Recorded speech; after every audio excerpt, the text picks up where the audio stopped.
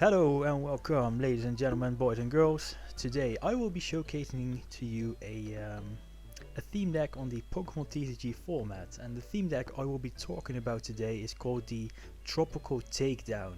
And most of you are probably more familiar with it as the Alolan Executor deck or the Alolan theme deck.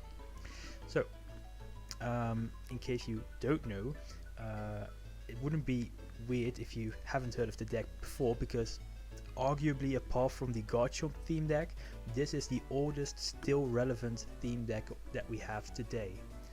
Matter of fact, it's even older than the Entei, Raikou, Sceptile theme decks, which are not really that relevant anymore. But the reason I will be showcasing this deck today is because I think that it can very much hold up against the meta of today.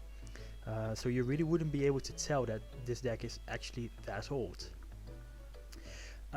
With that being said, I'll start by explaining the actual cards that are in the deck.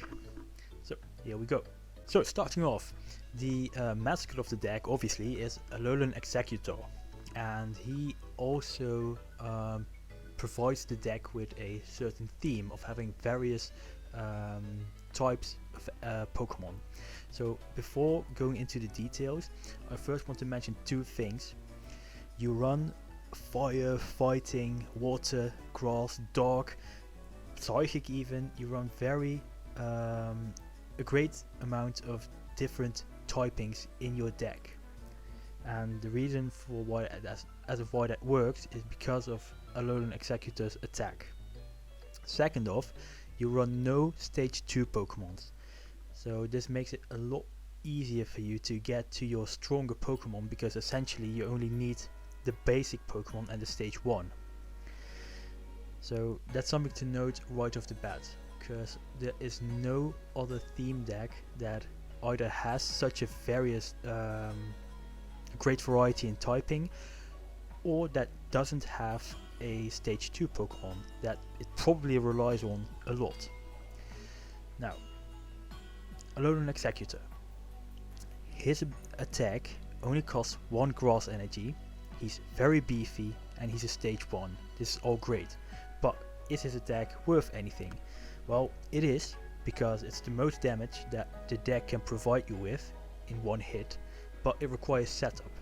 So while it is cheap, you need various typings of basic energy in your discard pile in order for the attack to start dealing damage. This is, well, it's interesting, right? And it's situational, but the deck provides a lot of ways for you to get those energy into your discard pile, and I think it's very, very strong. It can really surprise some opponents.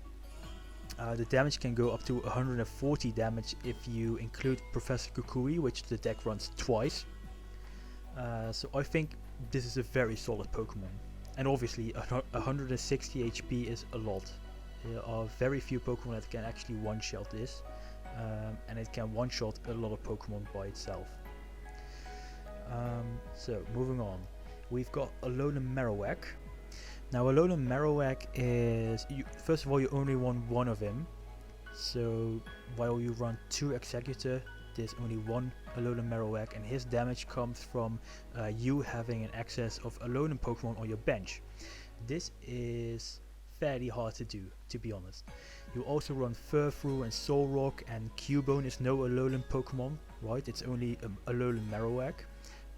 Execute is no Alolan Pokemon, it's only Alolan Executor. So while the theme of the deck might be Alolan or Alola, you don't run that many Alolan Pokemon that you can actually play right off the bat. You do have Alolan Rattata, obviously, and you get the Sandslash line with Alolan Sandshrew. Other than that, there's no stage or basic Pokemon that are Alolan, so it's fairly hard to get this damage set up in the early game. With that being said, it's only 2 energy, so that's fairly cheap, and he can search a card for free, so that's also very useful if you're stuck with a dead hand in the beginning but you have the opportunity to play Alolan Marowak. This brings us to the third core Pokemon, which is Alolan Raticate. And interestingly enough, you run 2 different Alolan Raticates. So first off, I want to say that Alolan Rattata is actually very useful. You don't have to invest any energy onto it for it to start doing damage, and it's got a retreat cost of 0. So it's a very safe Pokemon to send in as first Pokemon at the beginning of the match, or as Pokemon after you've got one of yours faint. So you can still check out what you draw in your next turn, or what trainer cards can get you in the next turn before you have to make a decision on whether you want to retreat your Rattata or not, because obviously it's free, right? You don't have to take into account whether a Pokemon has got energy onto it in order to retreat or not. Raticate itself does have a retreat cost, but it's fairly unique. So we've got one variety that can attack for free, dealing 60 damage as long as it's got a tool card attached to it. We run 2 cards, but there's no way to search it, so you have to be a bit lucky to get them. Otherwise you can invest 1 dark energy and it'll hit 50% of the time, because you have to flip a coin. The other variety of Raticate is more reliable and it's arguably stronger. For 2 energy, and this is insane, but you get to search any card in your deck per Pokemon that's on your bench. So if you have 3 Pokemon on your bench, you can just search any 3 cards in your deck that you want for 2 energy.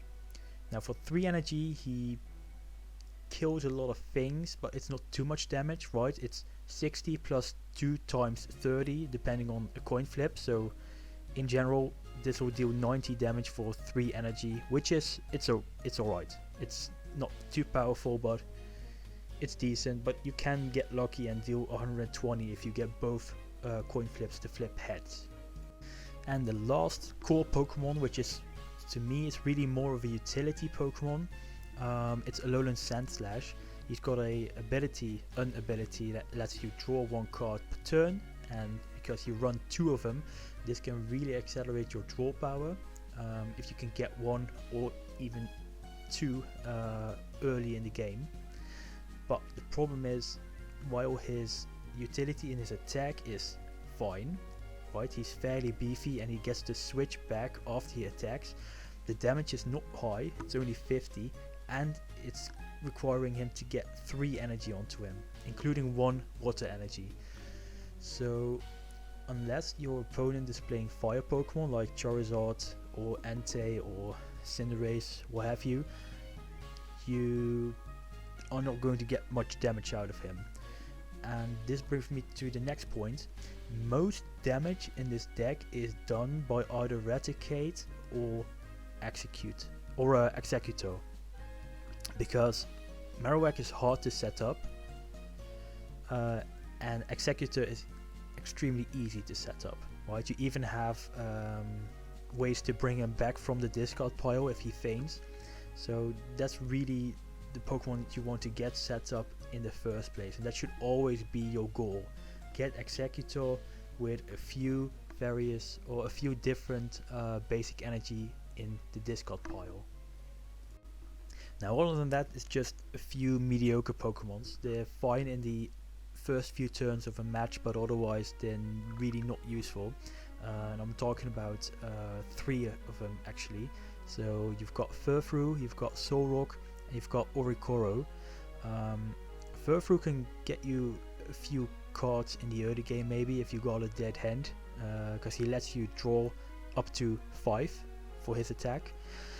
Solrock gets you to draw 2, and Oricoro doesn't really do anything except when he's played from the hand. So first of all, never place Oricoro on your bench when you get the chance at the very start of the match. Always wait for your turn 1. But when you do, you get to search 2 basic energy cards from your deck, which is just really good, because as you have probably already seen, the exact requirements for different types of energy from your Pokemon is fairly low. right? Sand Slash only requires 1 water and the other 2 are colorless. Eradicate goes the same, one of them has to be dark, the other 2 are colorless. Marowak only has colorless, and Executor only requires 1 grass energy, but it has to be a grass energy. But this could get you the energies that you either need to then discard them to the discard pile so that you can get Executor more damage, or it could be the exact energy that you need to actually get Eradicate or Sand Slash online, because they might have been missing the exact energy that you lack for their attack at up to that point. Other than that, I think they're fairly useless. I often use them as discard fodder if I've already set up my discard pile with energies, but other than that, they're not the greatest. There are a lot better standard Pokemon or tech Pokemon that are used in other decks, so this is definitely a con in this deck. And this brings us to the very last point, which is the actual trainer cards. So you've got very good items. You run double Ultra Ball, you run double Nest Ball, you run an Escape Rope, an Energy Lotto, and an Energy Retrieval. Those are good, right? Oh, and a Rescue Stretcher, as I mentioned before. Those are very handy. Potion is whatever, it's situational, it can be useful. You also get a Field Blower, which is literally useless, right? I always discard this, or I have it in my hand for the entire match. Then supporters, you've got Lady. Unfortunately it's only 1, because Lady searches 4 basic energy cards from your deck, and as I mentioned before, you most of the time need those energy cards in your hand in order to then discard them to set up Executor. So unfortunately only 1 Lady, but it's good that we have it. Lily, we play 1 Lily. It might be a reason for you to go second, but then again it's not too great. You do run double How, it's just standard draw 3, and you do run 2 Professor Kukui, which is the standard draw 2. This is great, right? Kukui is not played anymore in the newer theme decks. You get 2 of them, and they both give you draw power and it gets you that additional 20 damage. And especially in matchups where you can play a Pokemon that is that can play into the opponent's weakness, this 20 damage is then multiplied by 2, so it's 40 damage. It can really make a difference. And then the last trainer supporter is Sophocles, and this is very good.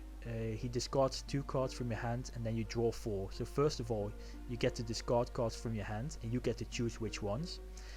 You often have garbage in your hand, as I mentioned, right? Solrock, Furfrou, the Field Blower, and obviously it's a way to get certain energies into your discard pile.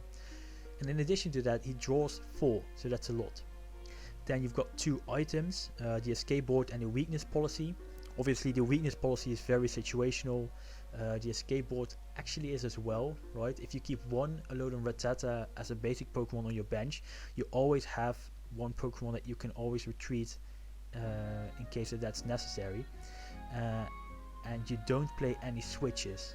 You only have 1 Escape Rope, so you need the Escape Board to, well, I suppose lower the retreat cost, obviously, but the retreat cost in the deck is fairly high. It's always 2 or 3 most of the time, and the Weakness Policy is very, very situational, but it can really save you, especially against the Charizard decks that are always being played right now. Alolan Executor has a weakness to fire, so it can really save his hide. And then you've got 5 different types of energies. So you've got a Dark Energy, you've got 3 of those are for the Alolan Eradicate. You've got 3 Fighting Energy, those are only required for Solrock. You've got 8 Leaf or Grass Energy, those are obviously for Executor. 3 Psychics, which are only required by Oricoro, and 3 Waters, which are only required by Sand Slash. But that's a fair amount of energy, it's 20 in total, but you need those. So up to that point, or up to there, that's the deck. So I'll just start listing some pros and cons so that you can make out whether you like those or not. Now the very biggest pro of the deck, I think, is that there's no specific counter deck, in the sense that you can't be countered by type.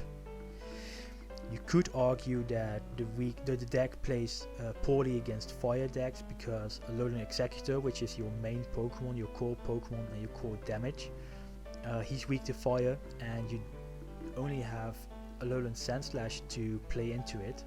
Then again, 100 damage from Alolan Sandslash is not too shabby, especially because he's very hard to kill, right? Because he gets to switch back after he attacks. So, pro number 1, no real counter matchups when it comes to typing. Pro number 2 is obviously the fact that you only run stage once. So you don't have to struggle through either drawing a stage 1 and a stage 2 for a certain Pokemon, which is probably the key to winning in most decks.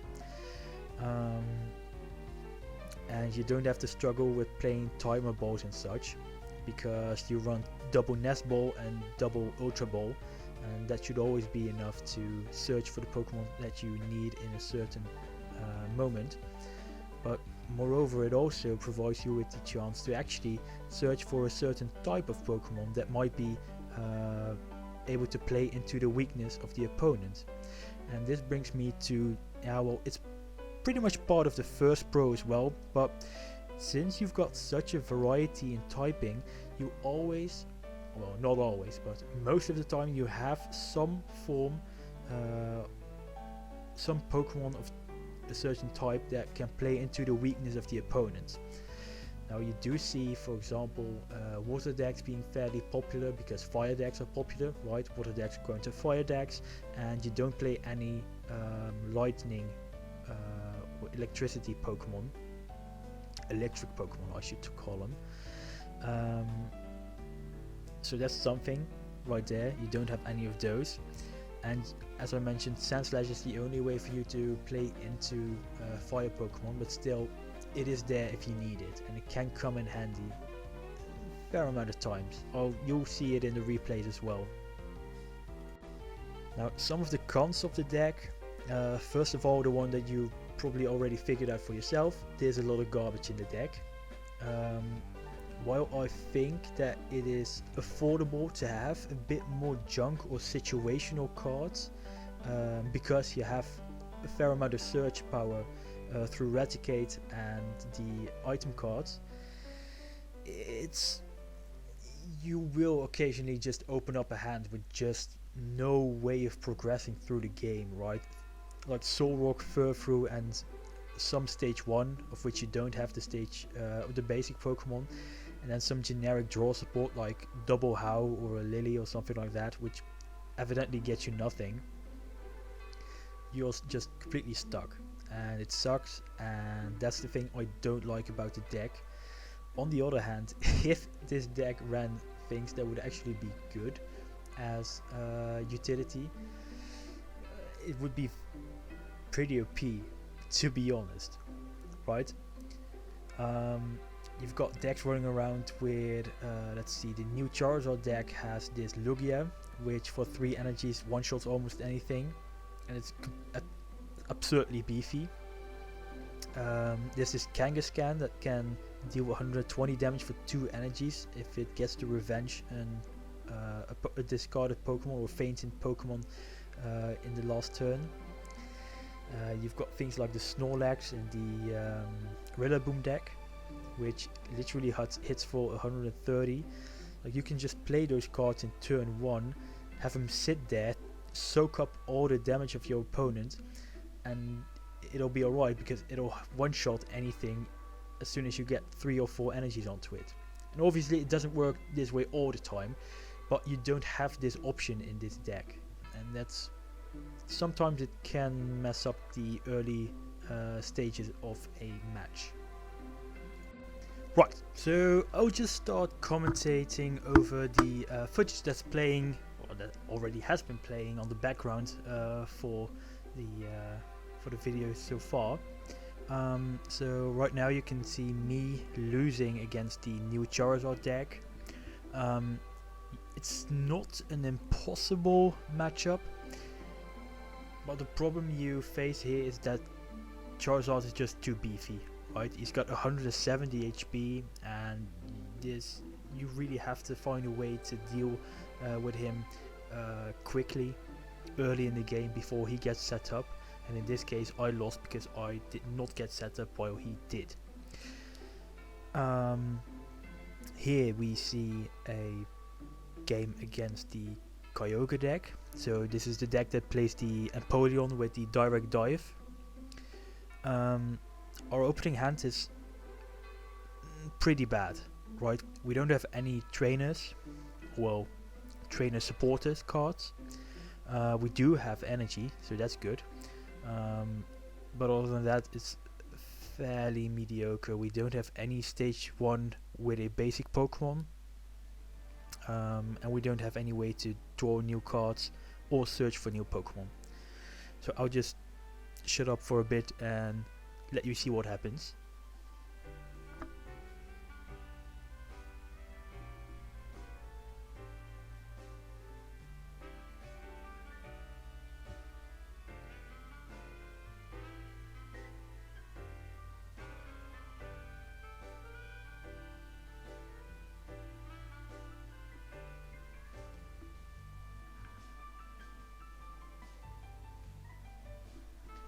Right, so here the situation is looking very grim.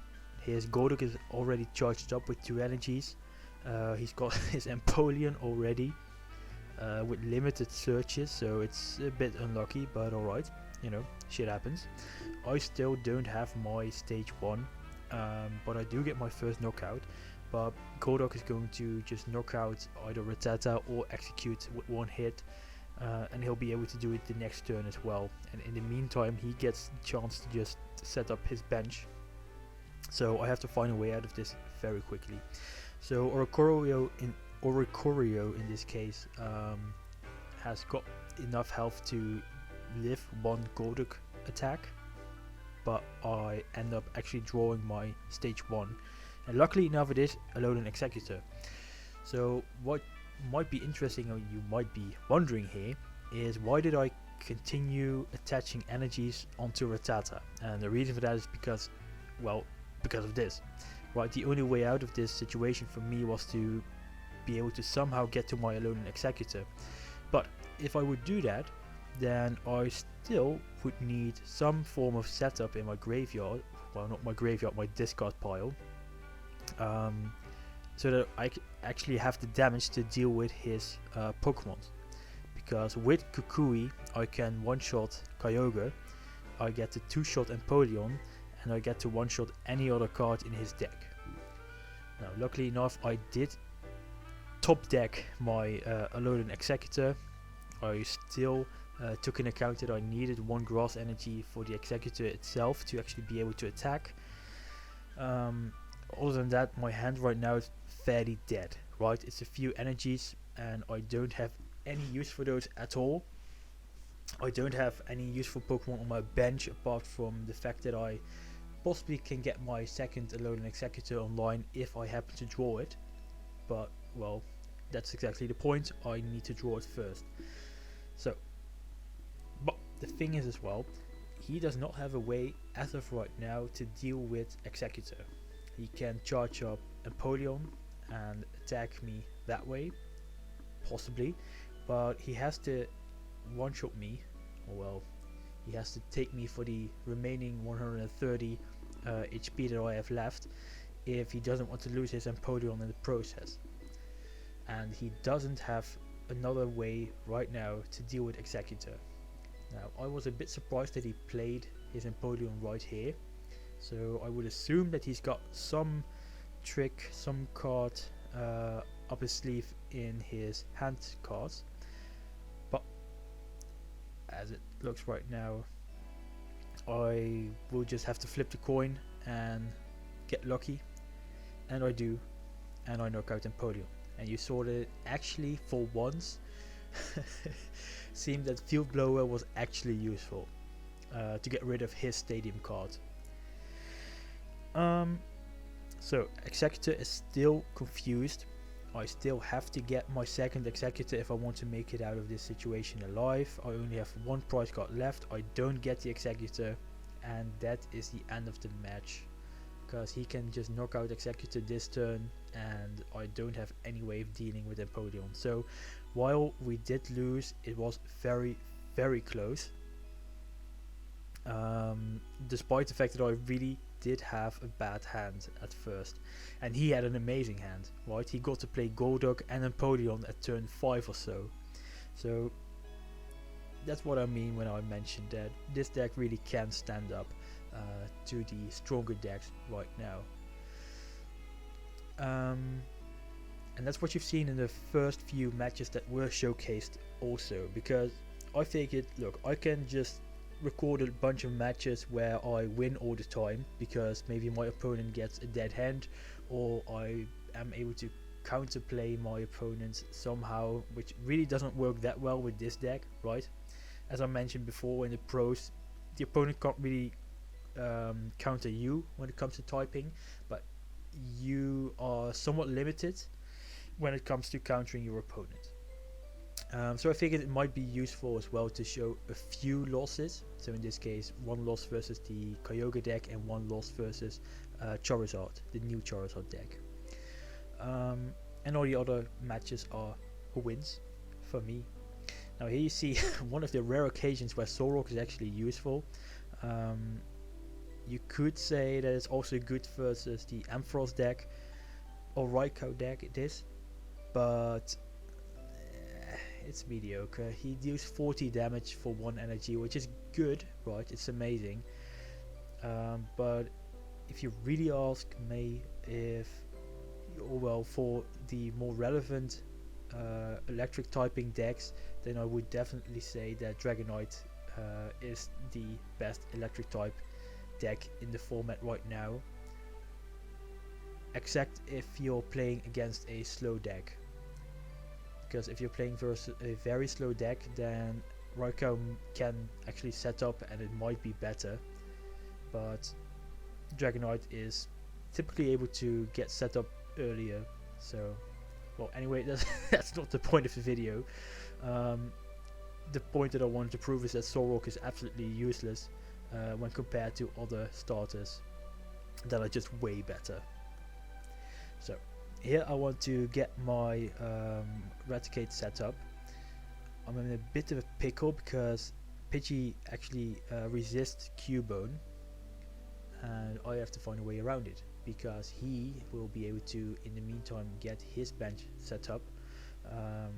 Now Pidgeot is not the best Pokemon for him to go to. You typically want to keep Pidgeotto, and there is the Pidgeotto. But I'm actually very relieved because he doesn't go for Thundurus or Tornadus or Dragonite. If you'd ask me, I would always go in this case for probably Tornadus, just because it one-shots my entire deck apart from Executor. But we'll see what happens. Alright, so I play Marowak. Here I actually do deal a fair amount of damage because, well, first off, I played Kukui, so that's already an additional 20. But apart from that, all of my Pokemon that are in play right now are all Alolan Pokemon, which is fairly rare, but in this case it really, really helped me. And matter of fact, it actually saved me, right? Because now I have my Sandslash set up. I needed to get rid of his Pidgey, which he only runs 2 of, and it's a fairly good source of draw power for him, so it's very good to get rid of it. And I get my draw power set up in the meantime, and he can't touch it, right? Double Sandslash, he has no way of dealing damage to the bench apart from the 3 energy attack on Tornadus, but he's not going to be able to use it because, well, just like that, he needs 3 energy onto Tornadus in order for it to actually work. So it's an easy win. Right, so another game against the older Charizard deck. In this case, it is a win, obviously, but you also see that you typically want to be very aggressive at first, because, well, the reality is if he gets set up on Nidoqueen, he will just win. right? He'll get his Charizard if that's what he needs, or if he's got time, he'll set up his second Nidoqueen. You can't have that because you'd have no way of dealing with Nidoqueen or Charizard for that matter. The best you're going to get is play your Executor, have your discard pile set up, and then attack with Kukui onto his Charizard. If he, oh well, in general that will get you the kill on Charizard because he can't use his ability anymore to inflict 2 damage counters on himself to get 2 energy because he's too low in order to actually do that. Here I show again that it is a very good choice to open up with Rattata due to the 0 retreat cost, and Raticate just deals enough damage to take out Farfetch'd here. Now I'm fairly lucky that he misses the agility invincibility flip. It might have been a loss if he got it here, because then he would have been able to KO Raticate, and I would have to sack my Execute and Rattata probably in order to get my Sandslash set up, in addition to the fact that I actually still have to find my Sandslash in the deck as well. Now you'll see shortly that I actually managed to do so, but it's fairly risky. Now I need the most amount of draw power here, so I decide on playing Sophocles. I get another Sandslash, or a Sandshrew, but no Sandslash, so I'm in a bit of a pickle, because if I'm going to invest 3 energy onto Sandshrew here and I don't end up getting my Sandslash, then that's very problematic. So I end up not going for the attack on Nidoran just so I can live another day, because if he has a switch and he's got his Charizard in his hand, then I'm dead. I'm done for, right? But Sandslash actually can deal with Charizard. The only reason that he can is because of the utility on his attack, right? Because he only deals 100 damage to Charizard, and then Charizard would KO Sandslash. But because I get to switch him back, he can't KO Sandslash. I will have to sack, in this case probably Rattata or Execute. But I do in return get to deal with his biggest threat. So it's a bit of a trade-off, but as I mentioned, I win this match, so you can take it from me that it works. Here I play the Executor with the weakness policy, so that he doesn't get one-shot by the 2 energy fireball attack of Charizard. And I've got my draw support set up. Now you can see the insane amount of advantage that over the course of the game I do get just by continuing playing draw support and by having my Sandslashes. I've got like 12 cards in my hand, even more now, and my opponent only got 5. Now obviously he does get a search every turn, but I get to draw 2 cards every turn. So it's situational, but I think this deck does have one of the best draw support when it comes to the actual Pokemon in the game. Oh, well, not in the actual entire game, but in the theme format for now. Now, I could go and just continue in setting up my Sandslash, well, my second Sandslash. I could also play Ultra Ball for Marowak, but I end up going for the sack on Oricorio. I don't want to get rid of Rattata because I might get Raticate. I'm wondering if I maybe should play the Rescue Stretcher to get Raticate back right now, but I end up not doing so. But I also end up not thinking about attaching an energy, so that's a wasted opportunity there. A bit of a misplay, but well, it'll be fine. I'll just let the match play out for a bit.